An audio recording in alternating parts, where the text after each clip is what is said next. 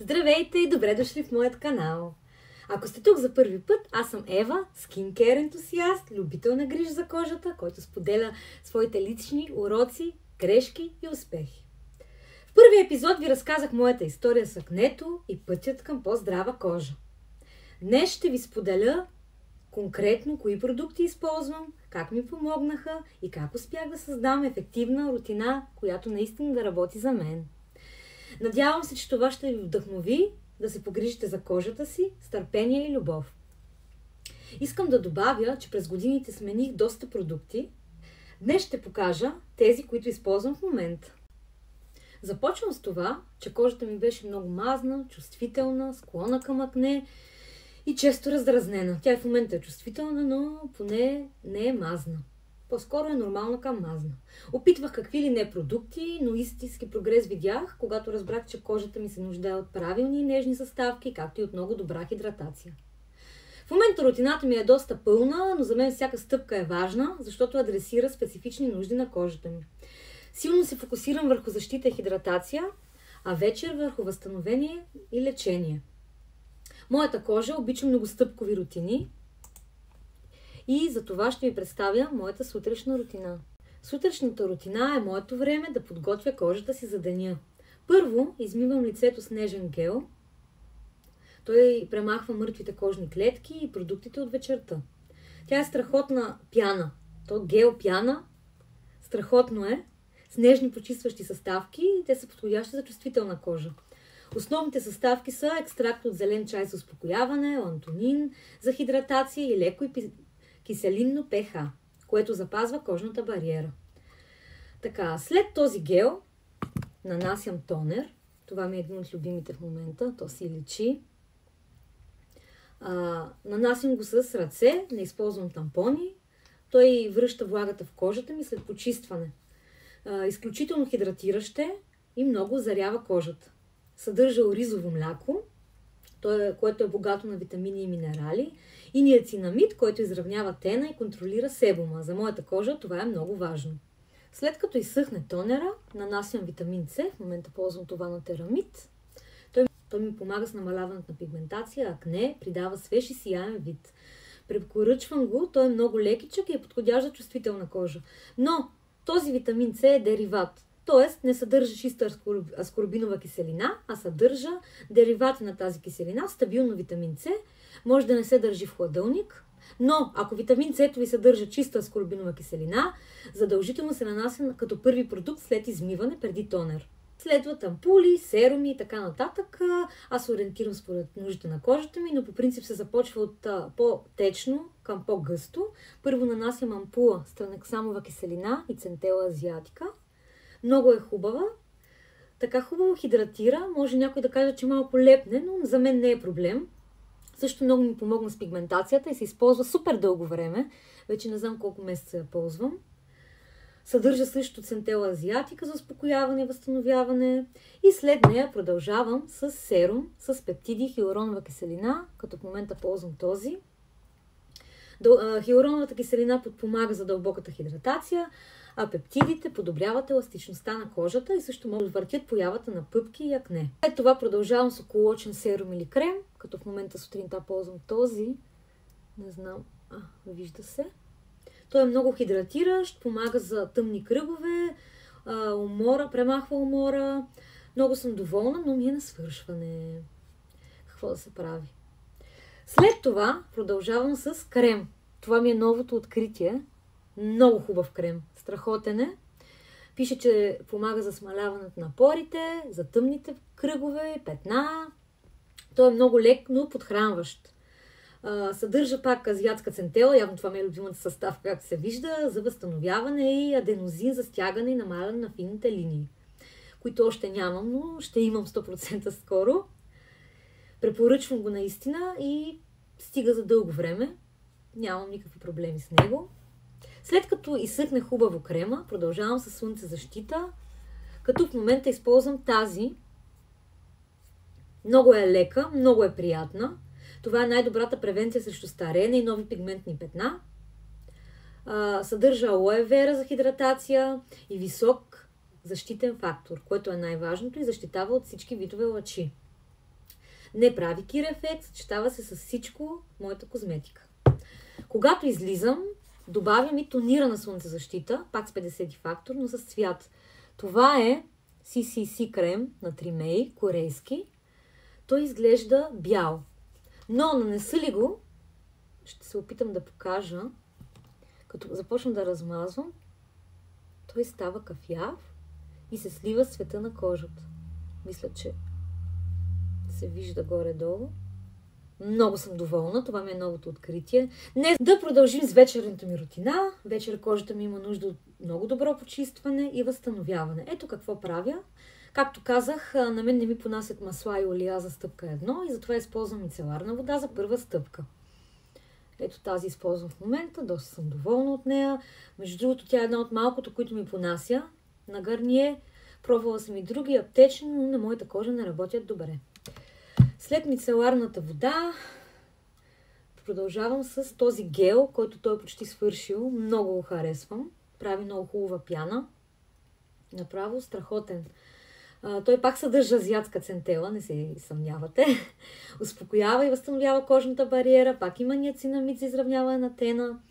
И така. След измиване използвам тонер, отново същия от сутринта. Имам още един-два, някой път ги редувам, но в момента този е моят любимец. Със сигурност ще закупя пак. С него подготвям кожата за следващите си стъпки, като следващата ми стъпка е ампула. Пак на Skin 1004, този път тази е с чайно дърво. Много е приятна, страхотно хидратира и освен това помага за появата на петна, пъпки и ако има такива, завяхват много бързо.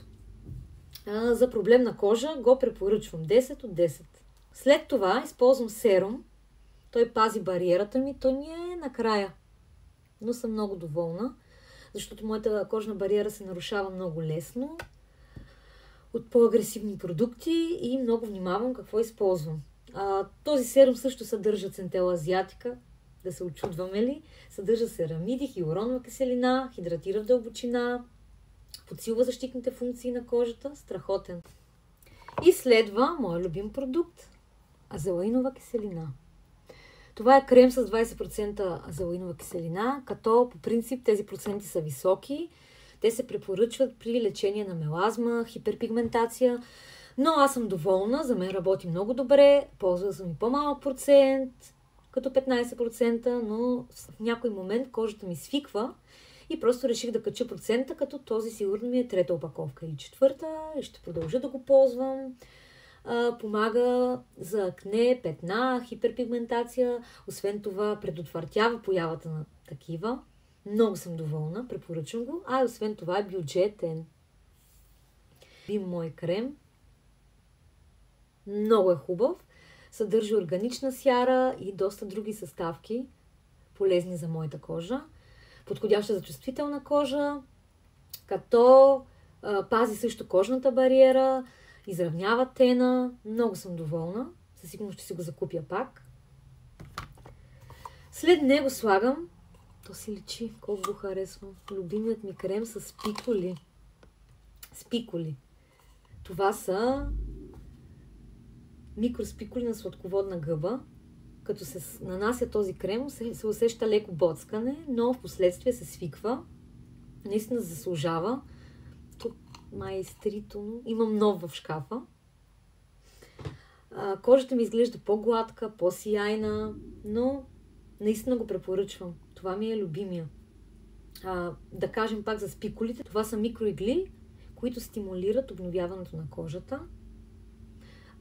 Те проникват дълбочина и вкарват съставките, които сме нанесли по-рано, по-навътре в нашата кожа и така работят по-добре за нас. Страхотен, любим. И последната стъпка от вечерната ми рутина – нощна маска. Като използвам на G-Farm. Много е добра. Казва се Дермобиотик, увлажнител и нощна маска 2 в 1. Богат.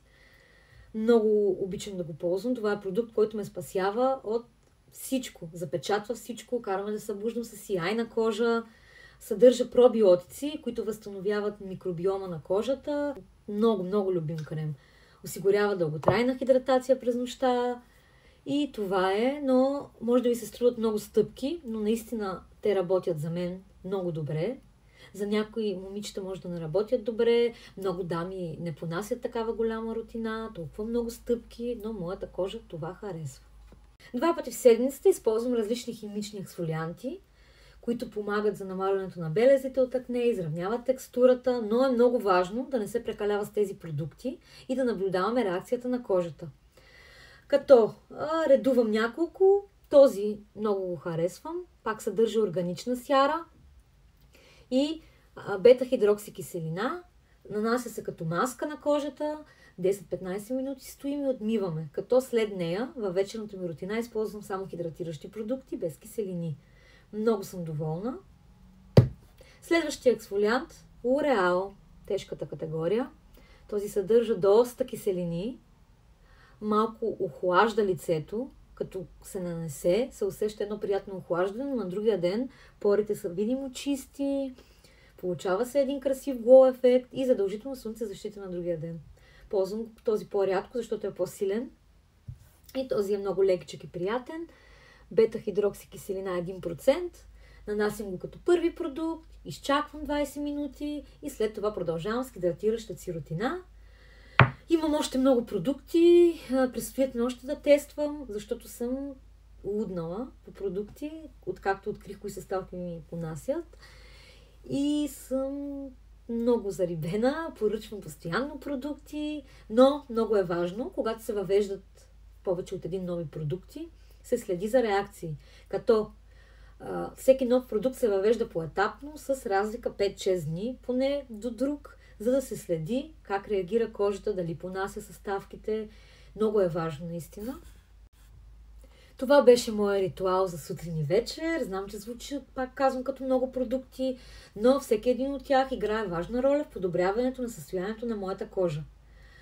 Моя съвет към вас е: много внимавайте, допитвайте се до специалисти, ако се наложи, не копирайте чужди рутини. Всяка кожа е уникална. Давайте време на продуктите да действат. Резултатите идват с постоянство. Всеки един продукт, всяка една съставка, ако ни понася, ще ни донесе красива кожа, но след време.